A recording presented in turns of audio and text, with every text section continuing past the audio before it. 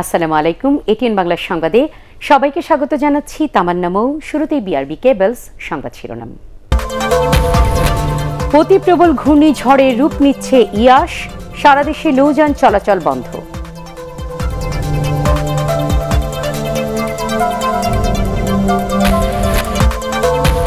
বার্ডিমে black ফাঙ্গাসে একজনের মৃত্যু, আতঙ্কিত না হয়ে সতর্ক হওয়ার আহ্বান স্বাস্থ্যমন্ত্রীর।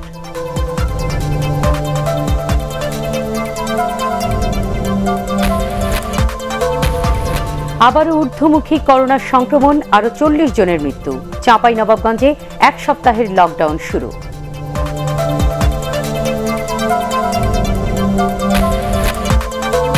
করোনার টিকা নিয়ে বিশ্বজুড়ে বৈষম্য গ্রহণযোগ্য নয় বললেন জাতিসংঘ সাধারণ পরিষদের প্রেসিডেন্ট।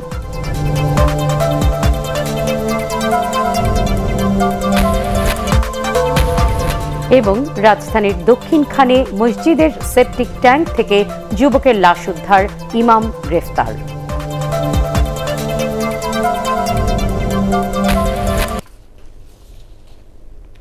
শুনছিলেন বিআরবি কেবলস সংবাদ শিরোনাম। এবারে বিস্তারিত। প্রবল ঘূর্ণিঝড় ইয়াস বঙ্গোপসাগরে একই স্থানে অবস্থান করছে। এটি অতি প্রবল ঘূর্ণিঝড়ে রূপ নিচ্ছে বলে ধারণা করছেন আবহাওয়াবিদরা। তারা জানান, সন্ধ্যা ৬টা নাগাদ ইয়াস পায়রা সমুদ্র বন্দর থেকে ৩৯০ কিলোমিটার দক্ষিণ ও দক্ষিণ পশ্চিমাঞ্চলে অবস্থান করছিল। এর প্রভাবে পটুয়াখালী, ভোলা ও খুলনা উপকূলে ভারী বৃষ্টিপাত হচ্ছে। ৪-৫ ফুট জলোচ্ছ্বাসে বাঁধ ভেঙে প্লাবিত হয়েছে মাইলের পর মাইল জনবসতি। সাগর তীরের চর কুকরিমুকরিতে তলিয়ে গেছে কয়েকশো বাড়িঘর।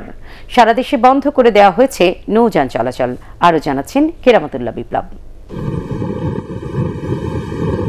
ঝড়টি ক্রমেই উত্তর পশ্চিমে ভারতীয় অংশে সরে যাচ্ছে। বরিশাল, পটুয়াখালী, খুলনা, সাতক্ষীরা, বাগেরহাট এই সমস্ত জেলা উপর দিয়ে দমকা বা ঝড়ো হাওয়া বয়ে যেতে পারে। পূর্ণিমার প্রভাবে তো জোয়ারে প্লাবিত হতে পারে। সংকেত দেখাতে বলা হয়েছে ৩ নম্বর স্থানীয় সতর্কতা সংকেত। ঘূর্ণিঝড়ের প্রভাবে সকাল থেকেই বৃষ্টি ও জলোচ্ছ্বাস হচ্ছে ভোলা ও পটুয়াখালী উপকূলে। চর কুকরিমুকরিতে বিস্তীর্ণ এলাকার বাঁধ ভেঙে নোনা পানি ঢুকে পড়েছে লোকালয়ে। ভেসে গেছে ঘরবাড়ি, ফসল ও মাছের ঘের। আতঙ্কে বসতি ছেড়ে নিরাপদ আশ্রয়ে সরে যাচ্ছে লোকজন। গত বুলবুলের চাইতে এইবার আমাকে কুকরিতে অনেক পানি উঠছে, প্রচন্ড রকমের বাতাস, অনেক ক্ষয়ক্ষতি সাধিত হয়েছে। উপকূলীয় অঞ্চলের যে ফেরিবাদের পাশে যে বাড়িঘর রয়েছে সেখানে পানিতে টইটম্বুর হয়েছে। অনেক পানি হয়েছে, এরকম পানি আর কোনো সময় আমরা দেখি। চট্টগ্রাম, কক্সবাজার, খুলনা সহ উপকূলীয় বিভিন্ন জেলায় সাগর এখনও উত্তাল। স্বাভাবিকের চেয়ে কয়েক ফুট উঁচু হয়ে আসছে ঢেউ। সাগরে মাছ ধরা নৌকা, ট্রলার নামা বন্ধ করে মাঝি ও জেলেদের নিরাপদে থাকতে বলা হয়েছে। ঘূর্ণিঝড় ইয়াস মোকাবেলায় সাতক্ষীরায় ব্যাপক প্রস্তুতি নেওয়া হয়েছে। ১৪৫টি সাইক্লোন সেন্টার প্রস্তুত রাখার পাশাপাশি ১৫০০ স্কুল, কলেজ, মাদ্রাসাকে আশ্রয়কেন্দ্রে পরিণত করা হয়েছে। উপকূলীয় এলাকার সরকারি কর্মকর্তাদের ছুটি বাতিল করে জরুরি পরিস্থিতি মোকাবেলায় প্রস্তুত থাকতে বলেছেন স্থানীয় সরকার, পল্লী উন্নয়ন ও সমবায় মন্ত্রী। বুধবার সকালে ঘূর্ণিঝড়টি উপকূলে আঘাত হানতে পারে বলে জানিয়েছে আবহাওয়া অধিদপ্তর। কেরামতুল্লাহ বিপ্লব, এটিএন বাংলা, ঢাকা। ক্রমেই গতি বাড়ছে ঘূর্ণিঝড় ইয়াসের। শক্তি বৃদ্ধি পেলে এই ঘূর্ণিঝড় সুপার সাইক্লোনের রূপ নিতে পারে বলে পূর্বাভাস দিয়েছেন ভারতীয় আবহাওয়াবিদরা। কলকাতার আবহাওয়া অফিস জানিয়েছে, পশ্চিমবঙ্গ উপকূল থেকে উড়িষ্যা উপকূলের দিকে সরে গেছে ঘূর্ণিঝড় ইয়াসের গতিপথ। তবে স্থলভাগের দিকে যত এগুচ্ছে এর গতিবেগও তত বাড়ছে।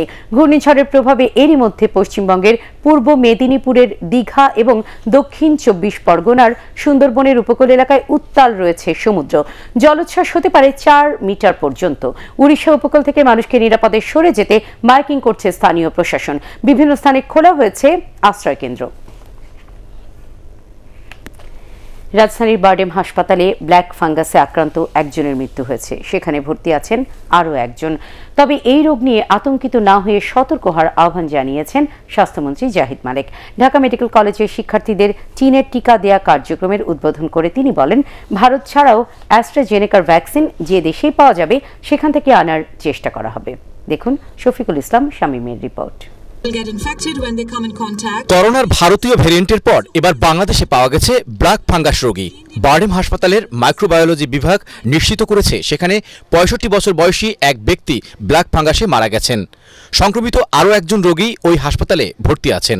মৃত্যু ঝুঁকি অনেক বেশি, মানে হতেই পারে, কারণ যেহেতু সে করোনা থেকেই আমাদের কিন্তু মৃত্যু একটা পোস্ট কোভিড ম্যানিফেস্টেশন থেকে অনেক মানুষ কিন্তু মারা যাচ্ছে ইভেন ভালো হয়ে যাওয়ার পরে। তারপরে আবার এটা একটা আরেকটা অ্যাডেড কমপ্লিকেশন। সুতরাং এবং অলরেডি আমি যতটুকু জানি বারডেমে একজন পেশেন্ট অলরেডি মারা গেছেন। তারও ব্রঙ্কো অ্যালভিওলার লেভাস, যেটা আমরা তার লাং থেকে বের করাই, সেই লাঙে কিন্তু এই অর্গানিজমের উপস্থিতিটা পাওয়া গেছে। এদিকে ব্ল্যাক ফাঙ্গাস নিয়ে আতঙ্কিত না হয়ে সবাইকে সাবধান থাকার আহ্বান জানিয়ে স্বাস্থ্যমন্ত্রী বলেন, ব্ল্যাক ফাঙ্গাসের ওষুধ প্রস্তুত রাখার জন্য সবাইকে নির্দেশ দেওয়া হয়েছে। ব্ল্যাক ফাঙ্গাস, হোয়াইট ফাঙ্গাস, ওটা আরেকটা সমস্যা। তো বাংলাদেশেও আমি জানতে পারলাম যে কিছু পাওয়া গেছে।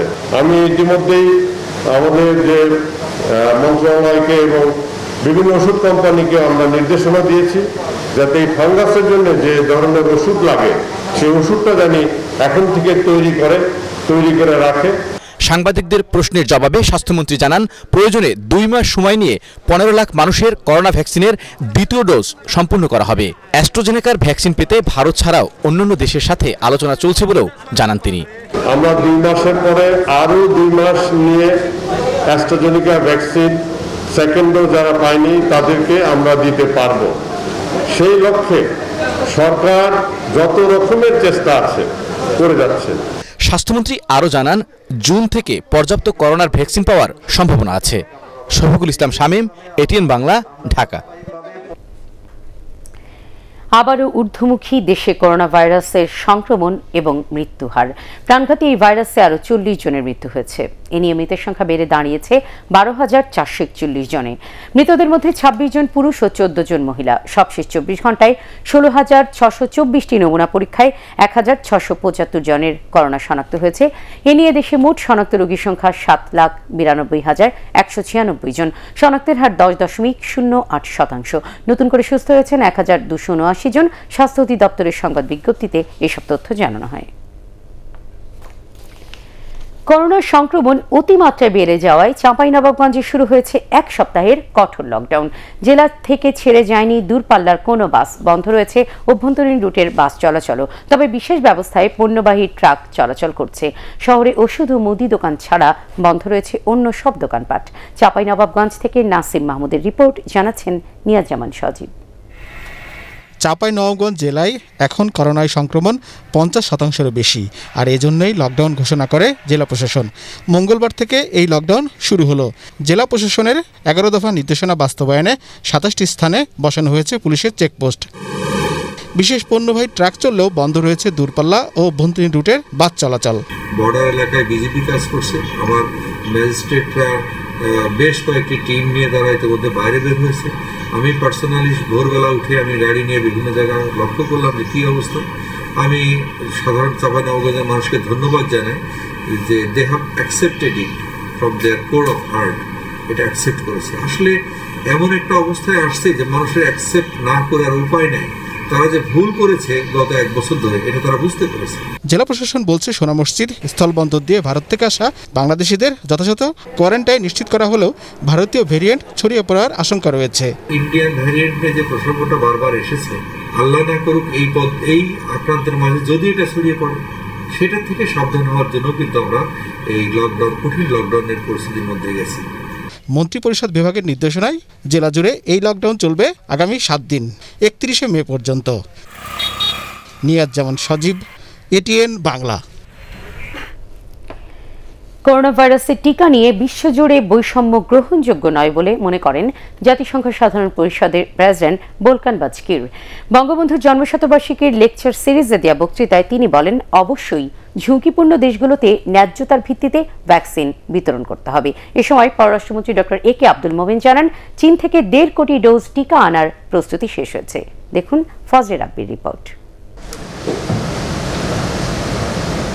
ফরেন সার্ভিস একাডেমিতে যৌথ সংবাদ সম্মেলনে রোহিঙ্গা ইস্যু, জলবায়ু পরিবর্তন মোকাবেলা, শান্তিরক্ষা মিশন সহ বিভিন্ন ক্ষেত্রে বাংলাদেশের প্রশংসা করেন জাতিসংঘ সাধারণ পরিষদের প্রেসিডেন্ট বোলকান বাজকির। শরণার্থী ব্যবস্থাপনায় ভাষান্তর উদ্যোগ উদাহরণ হতে পারে বলেও মন্তব্য করেন তিনি। করোনা ভাইরাস মোকাবেলায় ন্যায্যতার ভিত্তিতে ভ্যাকসিন উৎপাদন ও বিতরণে বাংলাদেশের দাবির প্রতি সমর্থন জানান বস্কির। তিনি বলেন, সবার জন্য টিকা নিশ্চিত করা না গেলে করোনা মুক্ত হবে না বিশ্ব। আমি তুরস্কের নাগরিক, আমার দেশও ভ্যাকসিন সংকটে ভুগছে। সব মিলিয়ে করোনা ভাইরাসের ঝুঁকিপূর্ণ দেশগুলোর মাত্র 0.3% মানুষ ভ্যাকসিন পেয়েছে। আবার কোনো কোনো দেশের শতভাগ মানুষ ভ্যাকসিনের আওতায় এসেছে। এটি খুবই দুঃখজনক এবং অগ্রহণযোগ্য। ন্যায্যতার ভিত্তিতে পিছিয়ে থাকা দেশগুলোতে ভ্যাকসিন পৌঁছাতে হবে। ভ্যাকসিনের ন্যায্যতা নিশ্চিত করতে কাজ করছে জাতিসংঘ, যুক্তরাষ্ট্র। এ সময় সাংবাদিকদের প্রশ্নের উত্তরে পররাষ্ট্রমন্ত্রী বলেন, চীন থেকে 1.5 কোটি ডোজ টিকা প্রাপ্তি নিশ্চিত করা হয়েছে। রাশিয়ার সাথেও চলছে আলোচনা। আমরা ডিসিশন নিয়েছি রাশিয়া স্পুটনিক 1। এখন চায়নার সাথে সেদিন তাদের ফরেন মিনিস্টারের সাথে আলাপ হয়েছে। উনি বলছেন বাংলাদেশ আমাদের বন্ধু দেশ, আমরা চাই না বাংলাদেশের ভ্যাকসিনের কোনো সমস্যা হোক। We want a steady flow of vaccine to Bangladesh. যুক্তরাষ্ট্রের food and drug administration FDA এর অনুমোদন পেলে সে দেশ থেকেও বাংলাদেশ অক্সফোর্ড অ্যাস্ট্রাজেনিকার টিকা পাবে বলেও জানান পররাষ্ট্রমন্ত্রী। ফজলে রাব্বি, ATN বাংলা, ঢাকা।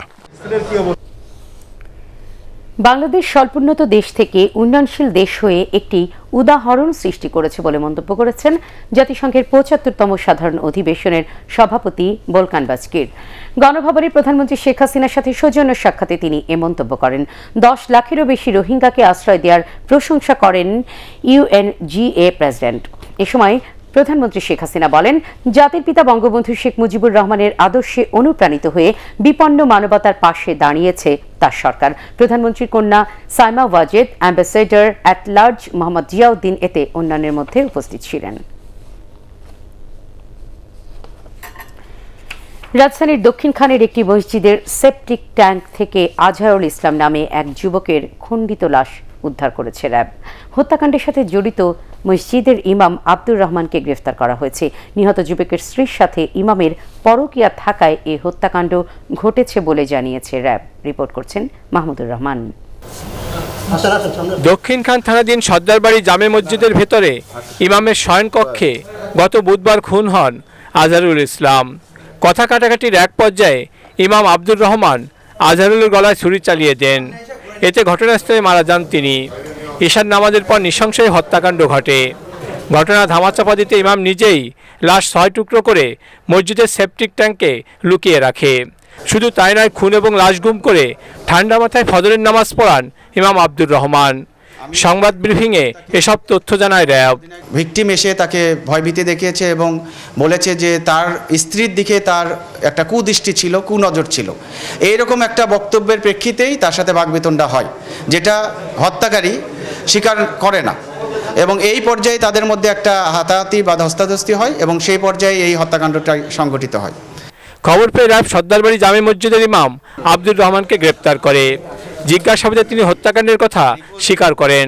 তার কাছ থেকে উদ্ধার করা হয়েছে হত্যায় ব্যবহৃত 3টি রক্তমাখা ছুরি। এই ছুরিগুলো ওনার কাছে, বিকজ উনি 33 বছর যাবৎ ইমামতি করেন এবং প্রত্যেক কোরবানি ঈদেই উনি বিভিন্ন এলাকায় উনি কোরবানির অংশগ্রহণ করেন, এবং সেই সুবাদে ওনার কাছে উনি যেটা বলেছেন ওনার কাছে এই ছুরিগুলো উনি রাখেন। সংবাদ ব্রিফিংয়ে র্যাব আরও জানায়, নিহত আজহারুল ইসলাম এবং তার 4 বছরের শিশু সন্তান এই ইমামের কাছে আরবি পড়তেন। এ কারণে ইমামের সাথে আজহারুলের পরিবারের সখ্যতা গড়ে ওঠে। এই বিষয়টি মেনে নিতে না পারার কারণে জীবন দিতে হলো আজহারুলকে। হত্যার কারণ এবং প্রকৃত মোটিভ উদ্ধারে নিহতের স্ত্রীকে হেফাজতে নিয়ে জিজ্ঞাসাবাদ করছে র্যাব। মাহমুদুর রহমান, ATN বাংলা, ঢাকা। ঢাকা 14 আসনের উপনির্বাচনে আওয়ামী লীগের মনোনয়ন দৌড়ে রয়েছেন 1/2 প্রার্থী। তফসিল ঘোষণার আগেই নির্বাচনী এলাকা ছেয়ে গেছে পোস্টার ফেস্টুনে। তবে দলের ভেতরে এই প্রতিযোগিতাকে স্বাভাবিক দাবি করে ক্ষমতাসীন দলটির নেতারা বলছেন, শেষ পর্যন্ত নৌকার একক প্রার্থীর পক্ষেই একাত্ম হবেন সবাই। একরামুল হক সাইমের রিপোর্ট। তফসিল ঘোষণার অনেক আগে থেকেই নির্বাচনী পোস্টারে ছেয়ে গেছে ঢাকা 14 আসনের সড়ক, অলিগলি আর পাড়া মহল্লা। ক্ষমতাসীন দলের মনোনয়ন পেতেই আগাম প্রচারণা প্রার্থীদের। এই প্রতিযোগিতায় যেন বাদ নেই কেন্দ্র, মহানগর, থানা কিংবা আওয়ামী লীগের সহযোগী সংগঠনের নেতাদের কেউ। 14 সালে আসলামূলক একাই প্রার্থী ছিল আর ভোটাভুটি হয় নাই। আমি করতে পারতাম নির্বাচন, করলে ইনশাল্লাহ আল্লাহর রহমতে পাশে করতাম। বিগত দুইটি নির্বাচনেই আমি কিন্তু এই আসন থেকে মনোনয়ন চেয়েছিলাম, সেই কারণে আমি এই আসনে মনোনয়ন চাইব।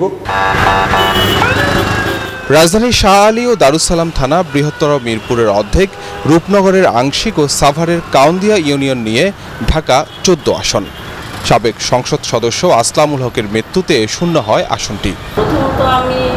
উপনির্বাচনে এই আসনে নেতৃত্ব দিতে চান তার স্ত্রী মাকসুদা হক। অন্যদিকে গতবারের মতোই মনোনয়ন পেতে চেষ্টা চালাচ্ছেন সাবেক এমপি সাবিনা আক্তার তুহিন। আলোচনায় আছেন ঢাকা মহানগর উত্তর আওয়ামী লীগের সাধারণ সম্পাদক এস এ মান্নান কোচি। কোনো গ্রিন সিগন্যাল বা কোনো কিছুই আসেনি আমার জানা মতে, তবে যাকে গ্রিন সিগন্যাল দিবেন এবং যাকে নৌকা দিবেন তার জন্য, নৌকার জন্য কাজ করার জন্য আমরা প্রস্তুত হয়ে আছি। সবাই আমাকে রিকোয়েস্ট করতেছে যে ভাইয়ের এই জায়গাটাতে আপনাকেই আমরা চাই, আপনাকে আসতে হবে, তাহলে এই জায়গাটা ভাই যেভাবে রেখে গেছে অন্য কেউ পারবে না। আমারও ইচ্ছা আছে, আমার হাজবেন্ড যেভাবে কাজ করে গেছে আমিও সেভাবে কাজ করে যাব। আসলাম ভাইয়ের অন্যরা কিন্তু এক জিনিস না। আসলাম ভাই যেভাবে দলকে ভালোবেসেছে সেইভাবে কি ভাবিকে যারা পরিচালনা করবেন তারা কি তার মতো করে করতে পারবে কিনা, সে প্রশ্নটা থেকে যায়। কোচি ভাই আমার বড় ভাই, উনি ঢাকা মহানগরের সাধারণ সম্পাদক, তিনি কি একটি গণ্ডির মধ্যে শেষ পর্যন্ত আসবেন কিনা। কেন্দ্রের সিদ্ধান্তে উপনির্বাচনে কোনো তৎপরতা নেই বিএনপির। জুলাইয়ের মাঝামাঝিতে ঢাকা 14 সহ 4 সংসদীয় আসনে উপনির্বাচনের পরিকল্পনা রয়েছে নির্বাচন কমিশনের। ইকরামুল হক সায়েম, এটিএন বাংলা, ঢাকা। 1971 সালের কর্মকাণ্ডের জন্য পাকিস্তানকে ক্ষমা করে দেওয়ার দাবি ডক্টর জাফরুল্লাহ চৌধুরীর একার নয় বলে মন্তব্য করেছেন তথ্য ও সম্প্রচার মন্ত্রী ডক্টর হাসান মাহমুদ। তিনি বলেন, এটি আসলে বিএনপির বক্তব্য।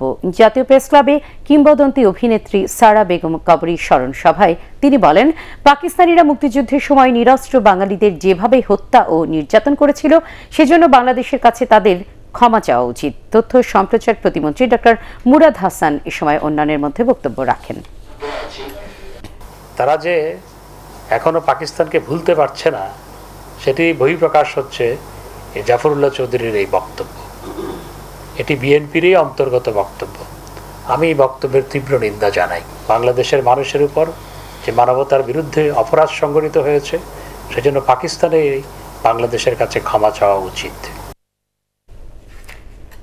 কখনো সৌদিয়া এয়ারলাইন্স, আবার কখনো বিমানবন্দর, এমন ছোটাছুটির পরও সৌদি আরবে যাওয়ার নিশ্চয়তা পাচ্ছেন না প্রবাসী কর্মীরা।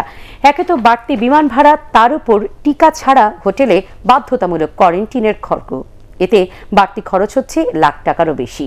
প্রবাসী কর্মীদের টিকা নিশ্চিত করতে না পারলে শ্রমবাজার হারানোর আশঙ্কা করছেন বিশ্লেষকরা। আরও জানাচ্ছেন মাহবুব কবির চপল। দুর্দশা পিছু ছাড়ছে না বিদেশ থেকে আসা কর্মীদের। সৌদি আরবের নতুন শর্তের বেড়াজালে কাজ হারানোর শঙ্কায় শত শত কর্মী। টিকিট করে যারা যেতে পারেননি কিংবা ভিসা শেষ হয়ে গেছে, আপনি আপনার মালিকের সাথে বা কফিলের সাথে কথা বলেন, তারা নতুন করে ভিসা বাড়ায় দেবে এবং এই টিকিটটাতে আপনি বুকিং করে, হোটেল বুকিং করে আপনাকে যেতে হবে। বিদেশ থেকে ফিরেও কলা রুটি খেয়ে যাদের একবেলা পার হচ্ছে তাদের কাছে এই টাকা পাহাড় সম। টিকিট ওকে আছে, আমার বুকিং কার্ডের জন্য আমি যাইতে পারতেছি না। হোটেল বুকিং 600 টাকা 700 টাকা বেতন, তা আমরা 70,000 টাকা 80,000 টাকা করতে করতে এখন স্যারকে থাকবো কই, স্যারকে তো থাকবো না। আমরা একটা মানসিক সমস্যার মধ্যে পড়ছি। আমাদের ফ্লাইট বুকিং, আমাদের কোয়ারেন্টাইন প্যাকেজ। এয়ারপোর্টে গেলে বলতেছে সোনারগাঁয়ে যান, সোনারগাঁয়ে আসলে বলতেছে ওইখানে যান। আমি করোনা টেস্ট করছি, আমার ওইখানে লস গেছে। এখন ফ্লাইটে যে আমার মিস হয়েছে, আমি কতটুকু বোকান দিতে আছি। প্রবাসী কর্মীদের জমানো কল্যাণ ফান্ড থেকে এসব টাকা দেওয়ার দাবি জানিয়েছে বায়রার একাংশ। তাদের এই অর্থে গড়ে উঠেছে ওয়েজ আর্নার্স কল্যাণ ফান্ড। আমরা সরকারের কল্যাণ ফান্ড থেকে এই অপ্রত্যাশিত খরচ বহন করার জন্য বিনীতভাবে অনুরোধ করছি। শুধু সৌদি আরব নয়, এমন শর্ত আসতে পারে অনেক দেশ থেকেই। তাই এখনই ব্যবস্থা নেওয়ার পরামর্শ অভিবাসন বিশ্লেষকদের।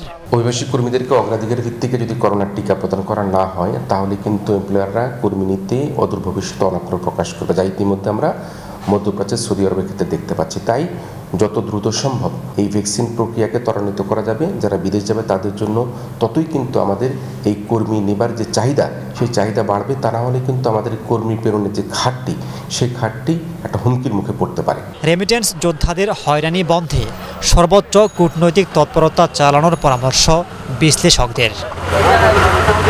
মাহবুব কবির চপল, এটিএন বাংলা, ঢাকা।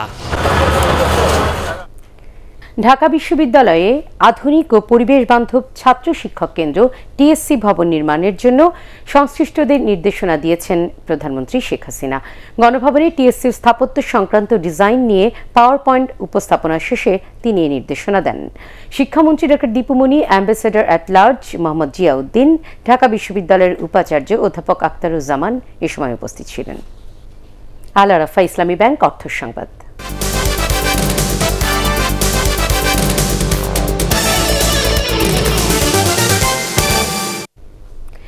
নওগাঁয় শুরু হয়েছে আমপাড়া উৎসব। বিকেলে জেলার সাপাহার উপজেলার বরেন্দ্র অ্যাগ্রো ফার্ম বাগানে আনুষ্ঠানিকভাবে আমপাড়া কার্যক্রমের উদ্বোধন করা হয়। নওগাঁর জেলা প্রশাসক হারুনুর রশিদ, সাপাহারের উপজেলা নির্বাহী কর্মকর্তা আব্দুল্লাহ আল মামুন এ সময় উপস্থিত ছিলেন। এবছর জেলায় 25,850 হেক্টর জমিতে আম চাষ হয়েছে। আম উৎপাদনের লক্ষ্যমাত্রা ধরা হয়েছে 3,62,000 মেট্রিক টন। আন্তর্জাতিক সংবাদ।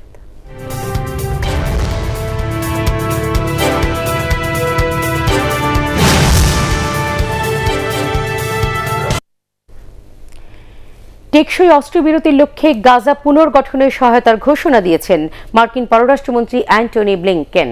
একই সাথে তিনি ইসরায়েলের আত্মরক্ষার ব্যাপারেও সমর্থন পুনর্ব্যক্ত করেন। 3 দিনের মধ্যপ্রাচ্য সফরের শুরুতেই জেরুজালেমে যান মার্কিন পররাষ্ট্রমন্ত্রী। বৈঠক করেন ইসরায়েলের প্রধানমন্ত্রী বেনিয়ামিন নেতানিয়াহুর সাথে। মিশরের মধ্যস্থতায় গত শুক্রবার অস্ত্রবিরতিতে রাজি হয় ইসরায়েল ও গাজা নিয়ন্ত্রণকারী গোষ্ঠী হামাস। এবার পার্টেক্স খেলার খবর।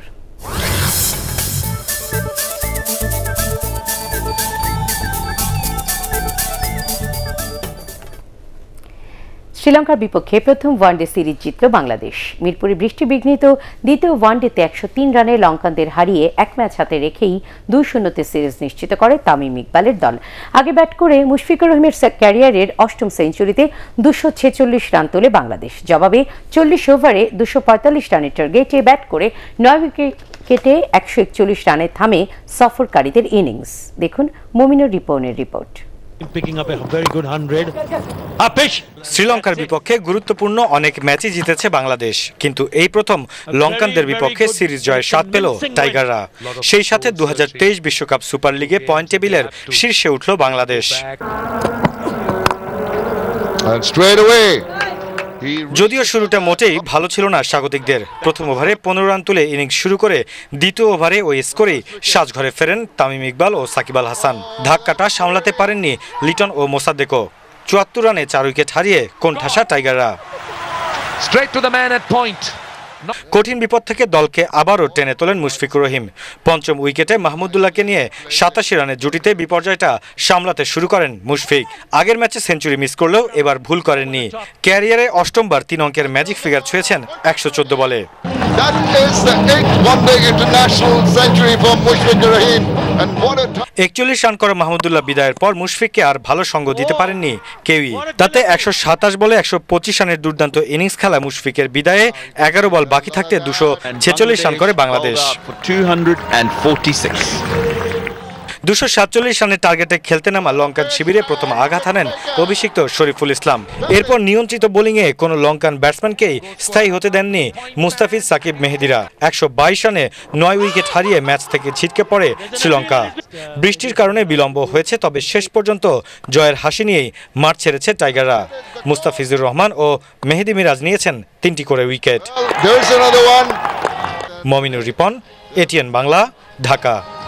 Tamim Iqbal showing the way to how শেষ করার আগে বিআরবি কেবল সংবাদ শিরোনাম আরো একবার।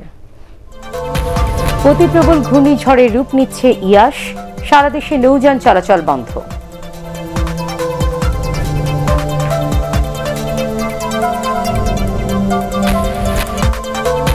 বার্ডিমে ব্ল্যাক ফাঙ্গাসে একজনের মৃত্যু, আতঙ্কিত না হয়ে সতর্ক হওয়ার আহ্বান স্বাস্থ্যমন্ত্রীর।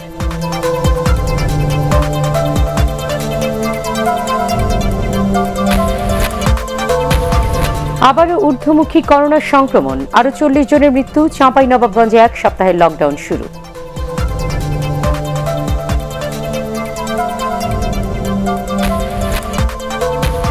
করোনার টিকা নিয়ে বিশ্বজুড়ে বৈষম্য গ্রহণযোগ্য নয় বললেন জাতিসংঘ সাধারণ পরিষদের প্রেসিডেন্ট।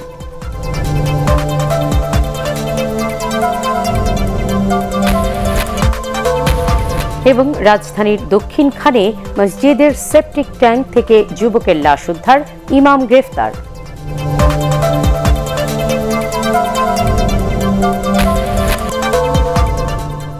পরবর্তী সংবাদ দেখার আমন্ত্রণ জানিয়ে এখনকার মতো শেষ করছি। করোনা ভাইরাস থেকে নিজেকে সুরক্ষিত রাখতে মাস্ক পরুন, বারবার হাত পরিষ্কার করুন, আর এটিএন বাংলা সংবাদ ইউটিউবে দেখতে ব্রাউজ করুন youtube/ATN Bangla News। আল্লাহ হাফেজ।